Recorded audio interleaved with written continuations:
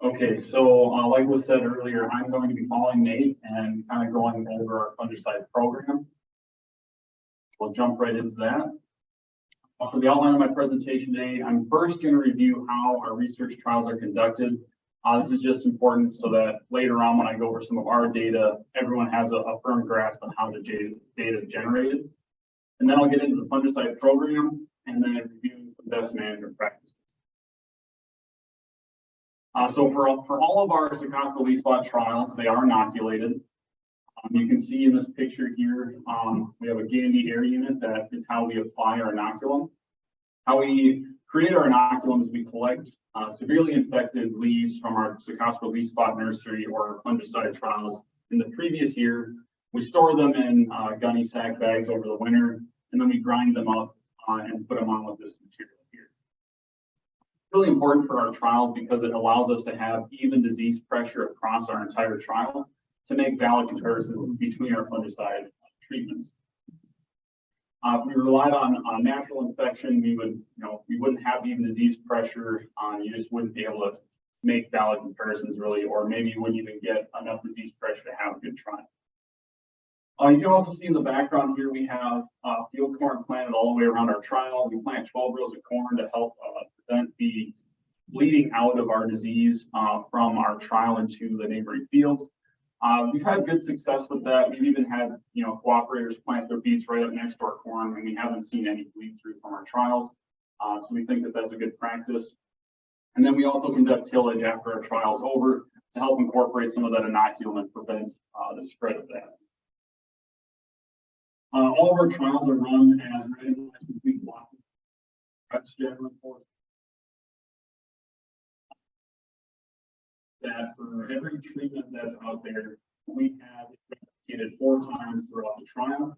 So when you're looking at it, it's not just right. It's analysis of plots that go into that number. It's actually also in research department. For individual plots, we're planting 6 rows wide.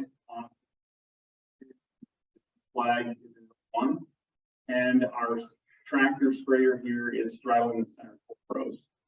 Plant 6-row plots, and then we harvest the center 2 rows for quality and data analysis. Do is to leave rows 1 pattern what that looks like on the field, but it gives us a nice check what the disease pressure is. The trial, do we have even disease pressure? Inoculum source for the season. Looking at our tractor here, you can see that we have a shield or a shroud around our sprayer. This is to prevent movement from one plot to another. We don't want treatment, the fungicide from treatment A here going over and preventing disease or something in treatment B over here. So we have to prevent that. We're just trying to control as many variables as possible. It also eliminates the issues that you might have with wind, drift, things like that. You can also see that we have a CO2 tank here. We use CO2 as a propellant for our trials. We run flat fan nozzles, spray volume of 20 gallons per acre using 60 psi. So this is that image that I talked about a second ago. You can see this pattern here on the right side of the plots. You're looking at the little green strips. That's rows 2 through 5, and then rows 1 and 6 on either side are completely burned down. So you get this nice pattern in the trial. This is probably a fungicide screening trial or a program trial that's planted with a susceptible variety. So that's going to burn down if you don't spray anything on it. If you look over here on the left, this is a trial that we were conducting over the last 3 years or so with variety tolerance. So we had this new trait coming out, the CR Plus or HCT trait, and we needed to know what fungicide program to use. What did we need, right? We knew it was less sprays, but what do we need to do to keep it clean? So you can see that the genetic tolerance is there. You don't have that same distinct pattern. So rows 1 and 6 for some of these plots never burnt down, so you just don't get that nice pattern. So we conducted these trials along with other cooperatives like MNDAC, Michigan, universities. So working together to create programs that we have in place previous years for the tolerant varieties. Ratings that you'll see in any of the graphs and tables. We use the KWS 1 to 9 scale, 1 being fairly disease-free with only 1 to 5 spots, and then a 9 being severely infected. You know, get that brown crunchy leaf there. And again, when we're doing any of our ratings, we are using an average of 4 to 5 researchers to generate those ratings.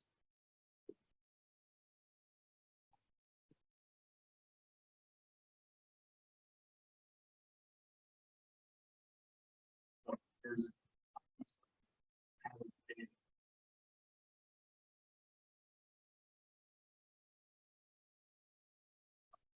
and tolerances.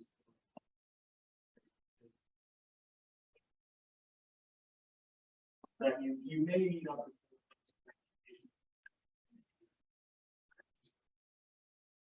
6 to 7 applications for the traditional varieties.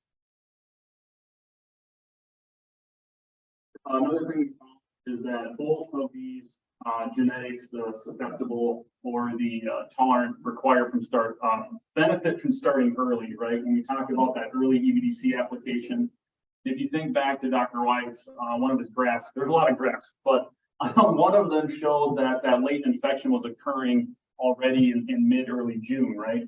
So when we talked about applying our EBDC in early, like that 3rd week of June, you know, that's where this is coming from. That data from him is proving that out, what we've seen in the field in our trials. Both also benefited from tank mixing. We did see that when you put out a single mode in the CR plus genes, we had more infection occurring there. So we both benefit. Different, you know, on the dry season, the wet season, what our disease index values are like. One thing I do want to point out, and Dr. White talked about this also a little bit, we need to be good stewards of the HCT trait. If we abuse this tool, we can lose it, right? Just like any tool. While it may reduce resistance to our fungicide in this testing, besides the CLS is going to adapt and learn how to proliferate in the CR plus as well. So we need to make sure we're still applying fungicides, keep that population in check, and to slow down that adaptation to keep this tool useful for us for a longer period of time. So we've also been conducting some fungicide screening trials, and this is to evaluate individual effectiveness of products. We do this when we're working with companies to screen or evaluate new products, maybe looking at synergies of, you know, if you take these two products together, is that better than individually or with other two? So I'm going to show a little bit of this data later on. So before I jump into the fungicide program, I do want to just talk broadly about what the goal of our fungicide program is. And first and foremost, that's to maintain control of Sarcospora leaf spot. Right? We want you as the growers to have nice green fields and control this disease throughout the season. That's our #1 goal. Our second goal is to reduce selection pressure on tin to regain effectiveness. I'm going to talk about both these points here for a few minutes. So how are we going to continue to maintain control of CLS? First and foremost, you know, we have the use of genetic tolerance to Sarcospora leaf spot. And as was shown in the previous presentation, that appears to be a useful tool in reducing selection pressure on our fungicides. Selectively use fungicide products to manage whether this is an industry carry over to the next. We're also going to continue to use best management practices for our fungicide applications. So #1, use of genetic tolerance to CLS. We have roughly 52% of our seed acres for 2023 right now are for the tolerant varieties. This provides some control of CLS that's not dependent upon timely fungicide applications, and the disease cannot progress as quickly, right? Number two, selective use of fungicide products to manage the resistance profile in the CLS population. So we're looking to utilize Dr. White's data from the other labs up there to collectively rotate triazole fungicides and maximize effectiveness of these products. Right? There might be a particular order that is more effective for us as a co-op. So what this means is not using triazole products with known cross resistance in the same season. We were previously aware of the cross resistance with Inspire XT and Provosol. So in past years, we've recommended only using one of those in a season, right? However, the cross resistance with Proline or the Minerva Domart, previously known as Eminent, that's new to us. We want to be able to utilize this new information. And so we also talked about the resistance between these two groups, right? So we have the DMI1 group and the DMI2 group. And so the order of these could also be important for being more effective with our fungicide applications. So what does this look like for our fungicide program in 2023? So again, I think the data shows in the labs and out in the field that early application is really important. We want to be going out there with this EBDC early in the season, that third week of June, get ahead of this disease. And then we want to follow that with Proline or Minerva Domart plus an EBDC. So we're going out there with that first DMI group. We believe that Proline EBDC tank mix is a really good product. It's shown good results in our trials. For our next triazole application, we're recommending the use of Lucento or TopGuard. Lucento is a premix. It's TopGuard plus an SDHI or Enable plus an EBDC. And then for our fifth or our third triazole, we've got Inspire XT or Provosol plus an EBDC. So the tolerant program, very similar. We're wanting to use the same triazoles in the same order for the beginning and end of the season here. We're only applying 2 triazoles. That's, difference between the tolerant and traditional programs is the lower number of applications. We've got Proline or Minerva Domart plus EBDC. And then at the end, we've got Inspire XT or Provosol. So where did I get the idea of putting Lucento or Enable in the middle of the season, right? That's not a product that's been used widely necessarily. I think the Proline, Provosol, Minerva have been used a lot more. Resistance data for Lucento or Enable. And I think as the biggest, that's a lot of work to generate all those testing all those different. So not all the trials have been tested that extensively throughout the last 20 years, right? They just don't have. This graph here is something that we generated from our fungicide screening trial from the last 4 years. So on the y-axis here we have the KWS rating scale, 1 to 9. We have our triazole product comparison, that's what we're looking at here, and 2019 to 2022. How I put this together to compare. So we rate multiple times throughout the season. We don't just rate at the end of the season. And so what I did was I took the data from when the check first became a 9 or really close to a 9. And that's the data that I selected to pick out for the triazole comparisons to kind of make it look more apples to apples comparing across years. With only a 7 get that disease development in our trial to get up to that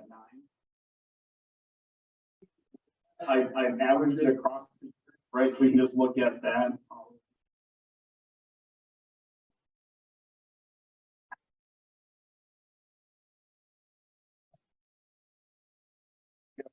6. Really the big difference here in the triazole comparison is that the Proline is significantly lower, right, at that 2.2. However, in 4 years of testing, Lucento numerically came out as our number 2, followed by Inspire XT, Minerva, and the Provosol. However, the numerical difference here is here, but statistically probably not. You'll notice that Enable's not on there. Again, sometimes you just don't have space for everything. There's a lot of ideas and things that we want to test out and enable. We tested that in 1 year in comparison with these. And in that 1 year that we did test it, it was very similar to Minerva. So we'll bring this all together here in another slide, but number 3 is continuing to use best management practices for fungicide applications. Now, this is something that you've all been doing. We've had really good controls of Cercospora leaf spot over the last couple of years, and that's due to our shareholders doing a great job. Right? And so we just want to be doing what we've been doing, starting early when you still see rows so we get that application down to the lower. Using a high volume, 20 to 25 gallons per acre on a 10 to 12 day interval, which again, depends a little bit on the weather. So we need to scout and watch our disease index values. And then using our spray application BMPs, being aware of our nozzle specs, what the manufacturer recommends to achieve a medium droplet size. Through the use of the depositioning, we can get the best coverage in the most circumstances, right? And then just being aware of the weather conditions and applying on the appropriate day. Okay, so number 2, how are we going to reduce selection pressure on tin? We're going to learn from history, and we're going to reduce exposure of CLS to tin, right? That's how we're going to reduce the selection pressure.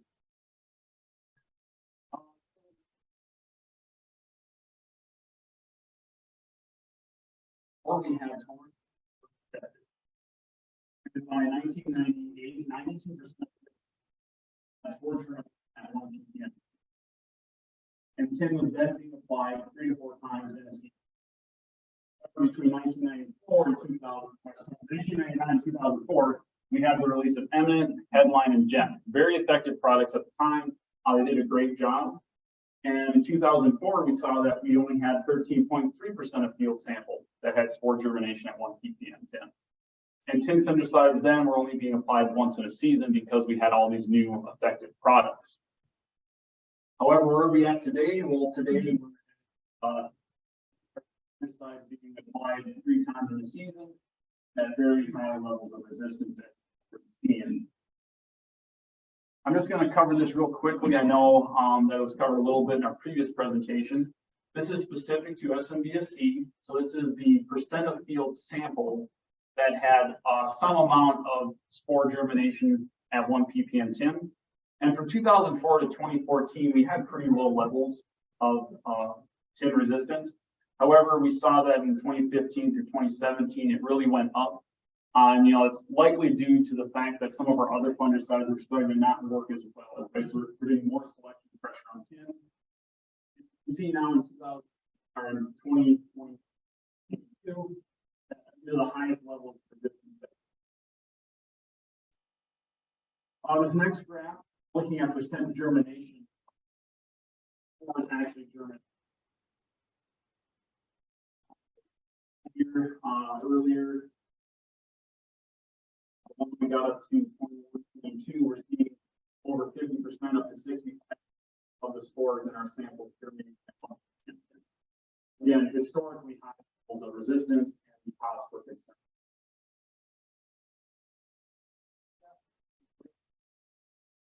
Previous slide was,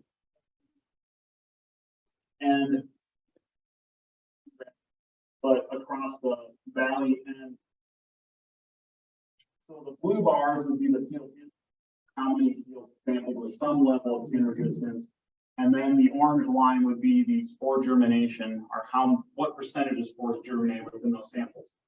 And we can see we have really low levels here with the introduction of new products, and here just we're historically high levels of incidence and the amount of spores that germinate.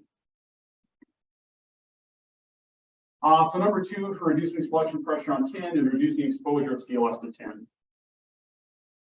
So we're going to do this by removing tin fungicides completely from the tolerant fungicide program. So we're going to be asking everyone not to spray tin on our tolerant varieties and removing 1 tin fungicide application from the traditional fungicide program. So not removing it completely from the traditional varieties, but removing it by 1 application. Other cooperatives that were doing the same thing, they might be doing it through using more CR plus traits, but they are reducing selection pressure and by spraying less.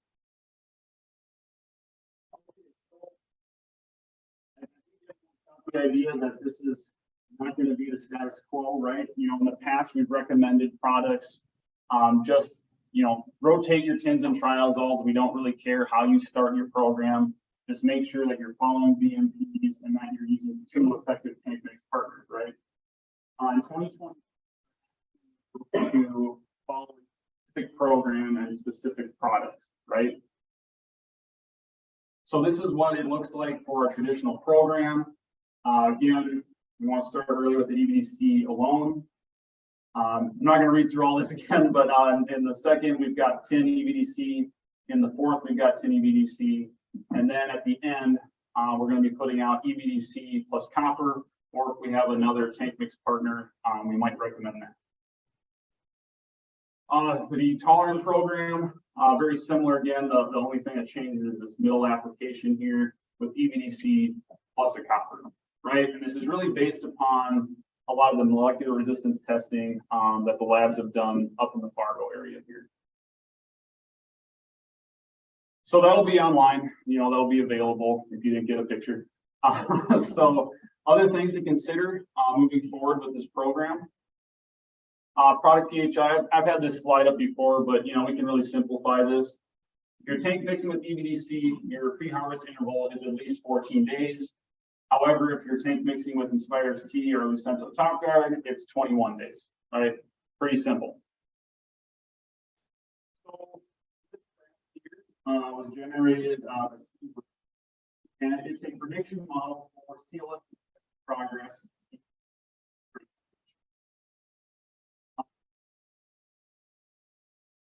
Rating scale of 1 to 9, right?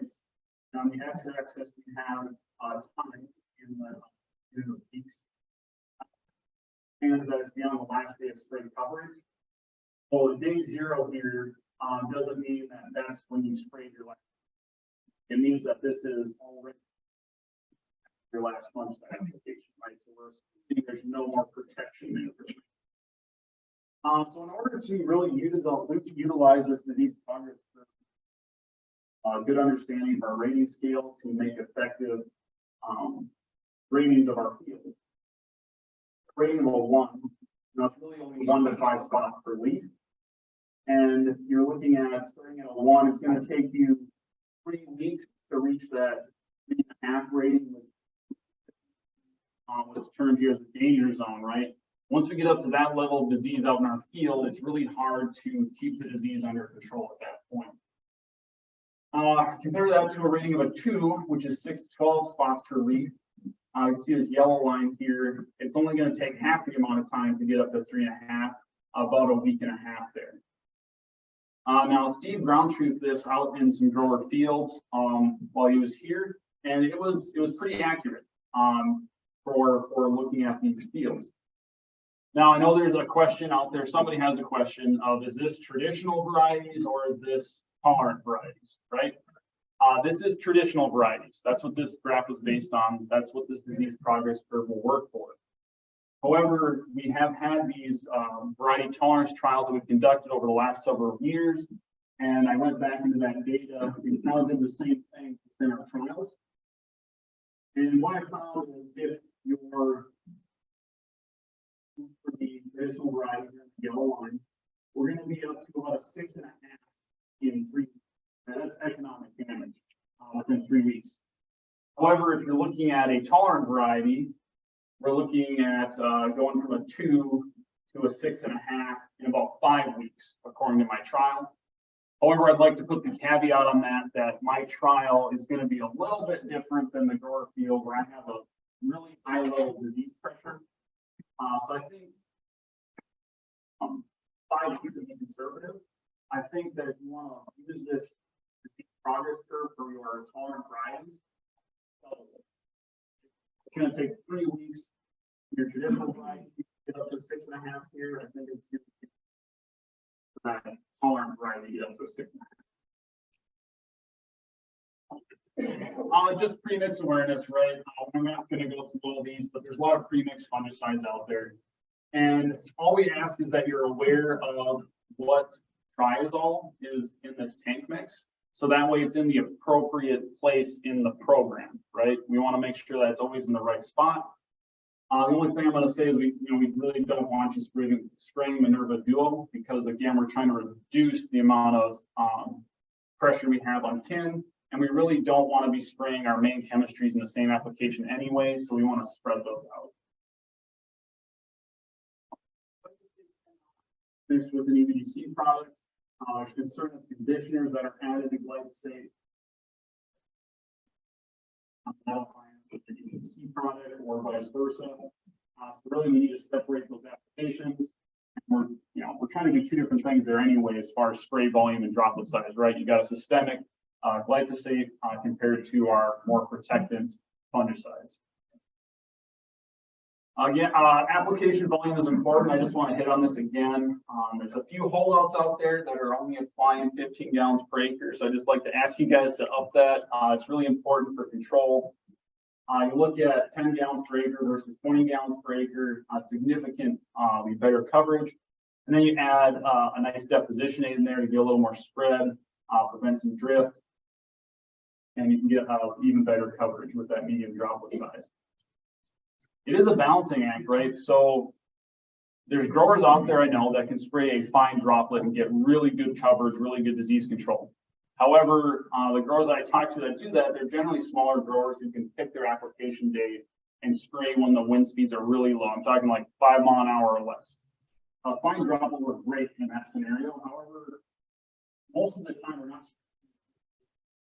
So we want to have our sprayers set up to work under some more adverse conditions than what would be ideal. Droplet size will provide us better coverage in most circumstances and be less evaporation. And again, if we can add a deposition aid to help get more product to the canopy and then also spread out when it's there for better coverage. So again, just making sure that we're checking over our sprayers, looking for nozzle wear, not only in the pattern, because sometimes that can be deceiving out in the field if you're just doing an eye check. But if you could actually test your nozzles to see if they're out of specs with what your manufacturer says they should be, and then replacing those. Your manufacturer book will also tell you what the proper nozzle spacing and height of the boom is. And this real quick example, if you're using an 8005 nozzle, right, you should be 30 inches away from your target. And then if you're using a 11005 nozzle, you should be 20 inches from your target, right? So we need to make sure we're using the proper boom height because these are designed to have a certain amount of overlap to have good coverage, even coverage across the canopy. Now, if you type of research possible. Great site collaborators that we put to it. We're volume this year. Thank you. Then Dr. White, Dr. C4, and Bolton Labs, as well as our industry partners who bring us new ideas, new products to test, and also maybe supply product for our trials. And then the ag department for anyone who's helping us with the ratings or implementing the trials. Just like to thank them as well. Now, unfortunately, I'm sure I have lots of time for questions, right? So let's have at it.